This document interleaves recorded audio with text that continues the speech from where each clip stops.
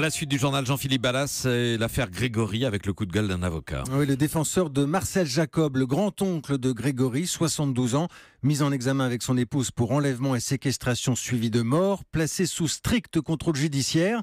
Mais 3 mois plus tard, toujours rien, affirme l'avocat, qui s'inquiète aujourd'hui pour son client, Arthur Nbaché. Il est au bord du gouffre. Marcel Jacob va très mal, nous dit son avocat Stéphane Jurana, qui provoque la juge d'instruction, la défie, veut la faire réagir en disant « Il y a déjà eu cet été le suicide du juge Lambert. Si la justice veut un nouveau drame, qu'elle continue comme ça. » 3 mois, dit-il, et rien, pas un seul contact entre les enquêteurs et le grand-oncle du petit Grégory.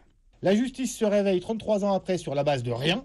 Donc soit elle nous renvoie devant la cour d'assises, soit l'affaire doit être terminée. Maintenant. Mais on ne laisse pas pourrir la vie de citoyens en se disant il faut surtout qu'on protège l'institution judiciaire et son image, parce que vous vous rendez bien compte qu'en ayant réouvert la boîte de Pandore, si demain on vous dit bon bah en fait on s'est planté, il faut faire un non-lieu, eh bien l'image va encore être écornée. Eh bien je vous le dis, je préfère écorner l'image de la justice que de perdre la vie d'un homme. L'avocat exige que son client puisse rentrer chez lui, il l'a demandé par écrit et il lance un ultimatum. Si rien ne se passe d'ici quelques semaines, il organisera en grande pompe le retour chez lui à Aumontzey de Marcel Jacob et mettra au défi les juges de placer le vieil homme en détention pour non-respect du contrôle judiciaire. Épinal, Arthur Nbaché, Europe 1.